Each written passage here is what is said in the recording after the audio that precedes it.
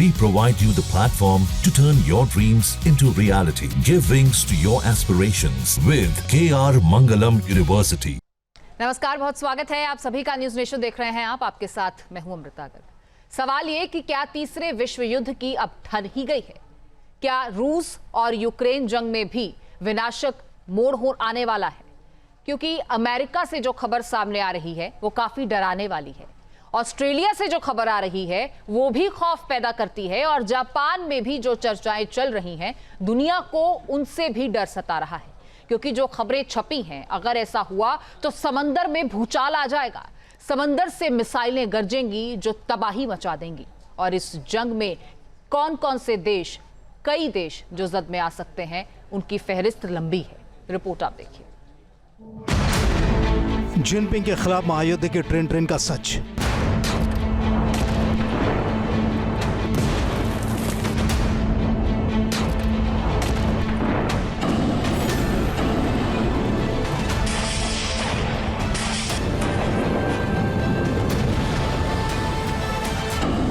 समंदर से मिसाइल गरजेगी।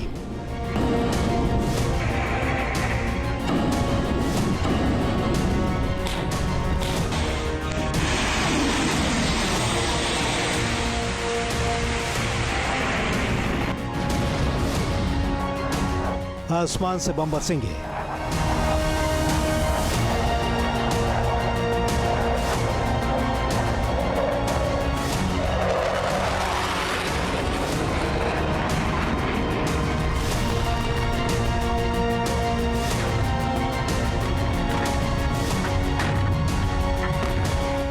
आसमान में चारों तरफ ड्रोन दिखाई देंगे।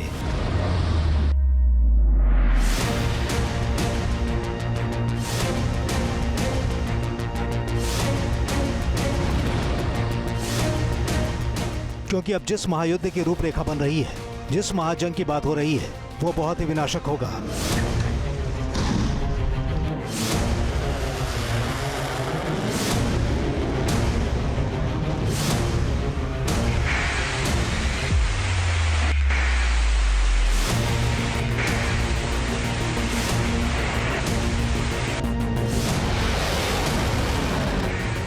इस महायुद्ध में दोनों तरफ एटमी मुल्क होंगे। दोनों के पास विध्वंसक लड़ाकू विमान है।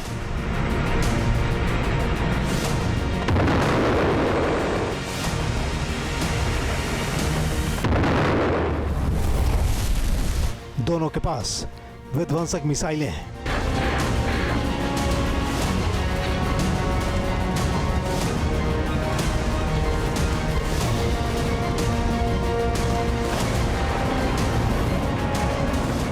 दोनों देशों के पास विनाशकारी एयरक्राफ्ट कैरियर है।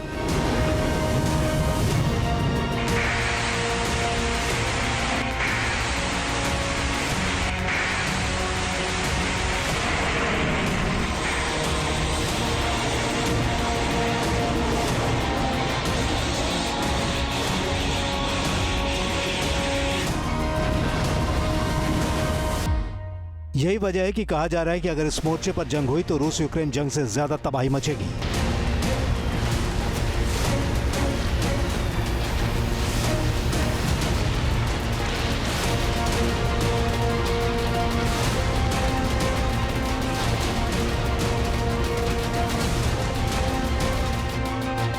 इजराइल और ईरान जंग से भी ज्यादा विनाशकारी होगी ये जंग, क्योंकि आशंका है कि ये जंग अमेरिका और चीन के बीच हो सकती है।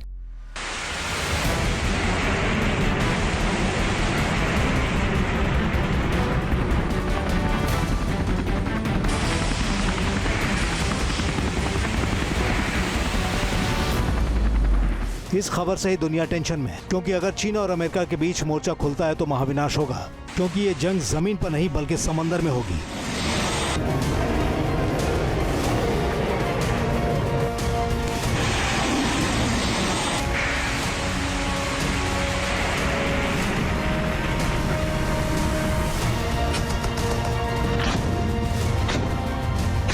समंदर में जिसकी ताकत मजबूत होगी वही इस जंग में जीतेगा।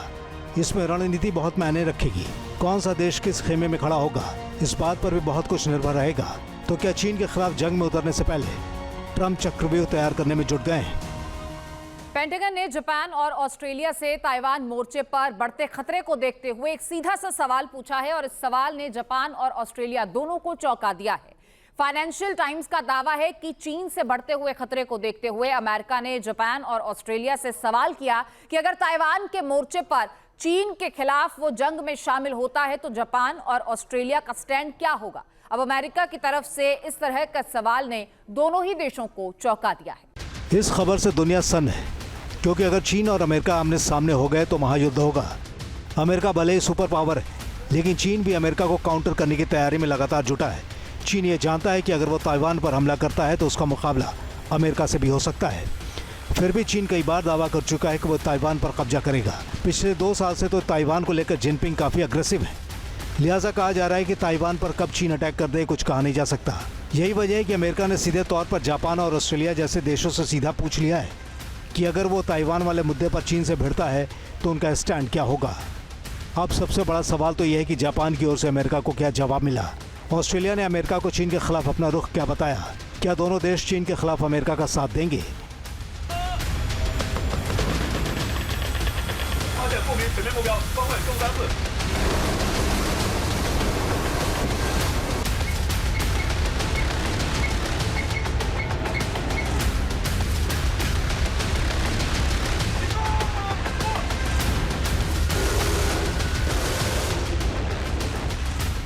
ये वो सवाल हैं जिनका जवाब हर कोई जानना चाहता है, क्योंकि जंग में कूदने से पहले अमेरिका पूरी तरह से आश्वस्त होना चाहता है।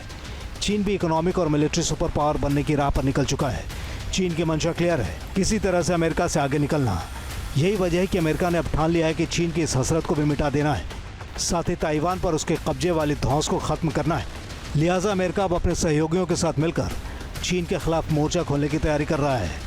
इसी सिलसिले में जब अमेरिका ने ऑस्ट्रेलिया से चीन के खिलाफ उनका रुख जानना चाहा तो ऑस्ट्रेलिया ने कहा वो समय आने पर अपनी भूमिका तय करेगा।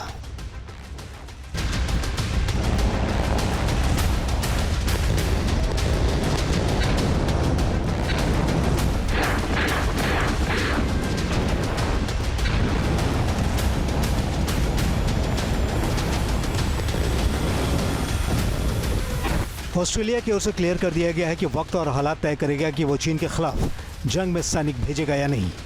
किसी संघर्ष में ऑस्ट्रेलियाई सैनिकों को भेजने का निर्णय तत्कालीन सरकार द्वारा लिया जाएगा, पहले से नहीं। लेकिन ऑस्ट्रेलिया ने अमेरिका के सुर में सुर मिलाते हुए ये माना है कि चीन की विस्तारवादी नीति दुनिया के लिए खतरनाक है। चीन प्रशांत क्षेत्र में एक सैन्य अड्डा स्थापित करना चाहता है और हम इस क्षेत्र के लिए प्राथमिक सुरक्षा साझेदार बनने के लिए कड़ी मेहनत कर रहे हैं, क्योंकि हमें लगता है कि ये मिलिट्री बेस ऑस्ट्रेलिया के हित में नहीं है।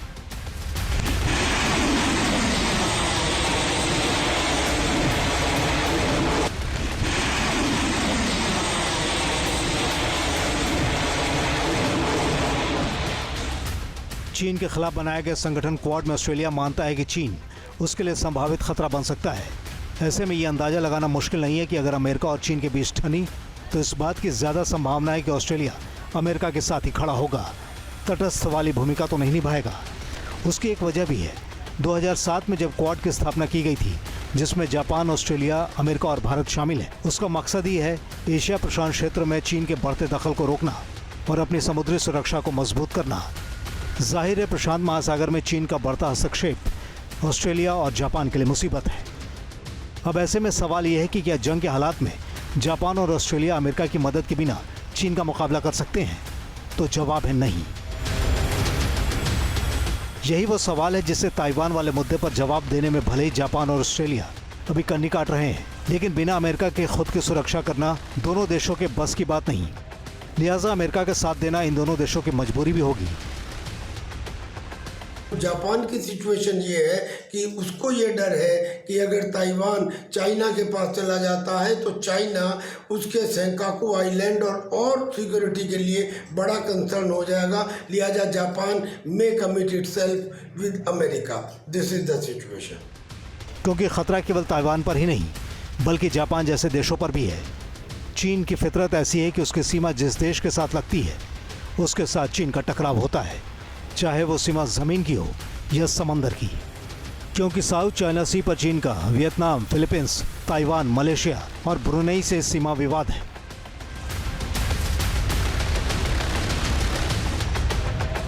चीन का जिन भी देशों के साथ टकराव है, अमेरिका उन देशों के साथ मजबूती से खड़ा है।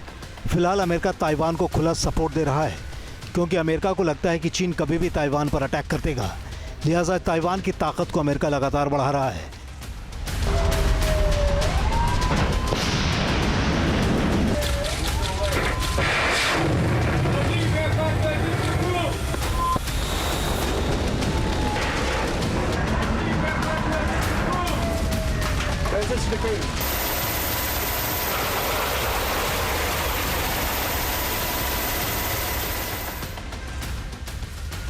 करीब 30 साल बाद अमेरिका ने ताइवान को टैंक की डिलीवरी की है।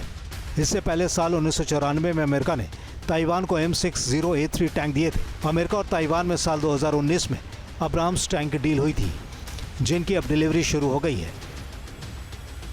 डील के मुताबिक अमेरिका से कुल 108 अब्राम्स टैंक ताइवान को मिलने वाले हैं। साल 2024 में 38 अब्राम्स टैंक मिले हैं, जबकि साल 2025 में 42 टैंक और साल 2026 में 28 टैंक मिलेंगे।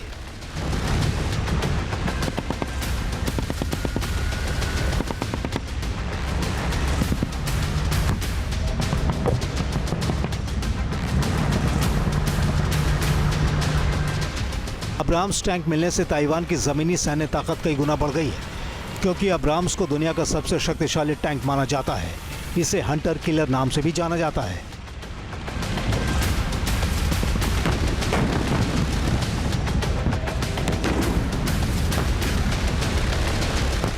अब्राम टैंक में ऑटोमेटेड गन लोडर फिट है, तो वहीं ये कंप्यूटर फायर कंट्रोल सिस्टम से भी लैस है। दिन हो या रात, मौसम कैसा भी हो, अब्राम टैंक दुश्मनों को नेस्तनाबूद करके ही दम लेता है।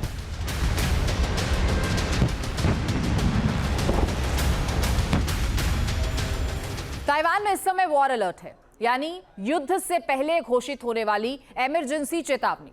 अब क्योंकि चीन युद्धाभ्यास के नाम पर ताइवान को चारों तरफ से घेरने की कोशिश करता है, चीन ताइवान के चारों तरफ युद्धाभ्यास करके एक दबाव बनाने की कोशिश हर वक्त करता रहता है, क्योंकि चीन भी ये जानता है कि उसके जखीरे में ऐसे ऐसे हथियार हैं जिनका जवाब ताइवान के पास है ही नहीं। चीन ताइवान से हर मोर्चे पर आगे है, चाहे वो एक्टिव सेना की बात हो, लड़ाकू विमान की बात हो या फिर तोपखानों की। फिर भी चीन ताइवान पर अटैक करने से पहले 100 बार सोच रहा है, क्योंकि ताइवान के साथ अमेरिका खड़ा है।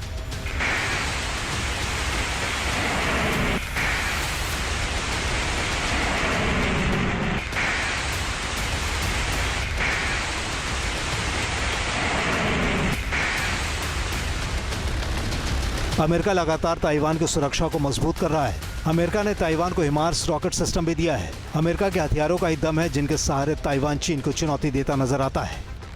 Patriot defence system, Avenger air defence system, Harpoon missile, FIM-92 Stinger, AIM-9 Sidewinder, F-16 Viper, HIMARS rocket system और अब्राम्स टैंक।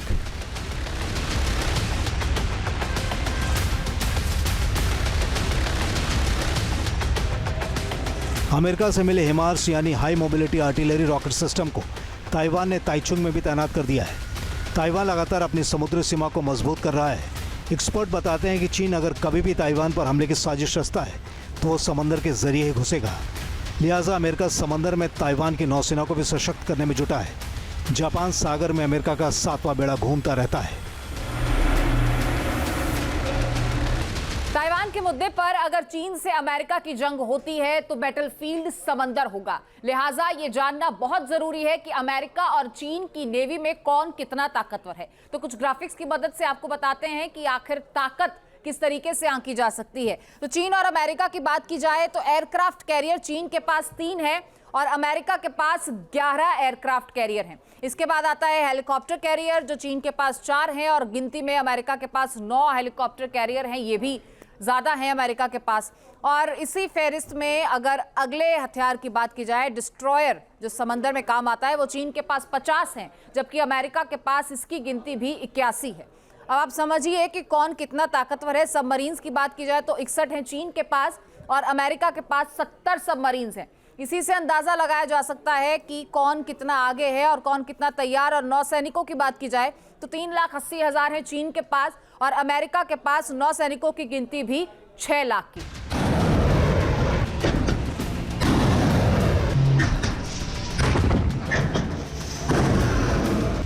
ये वो हथियार हैं जो युद्ध में किसी भी वक्त बाजी पलट सकते हैं।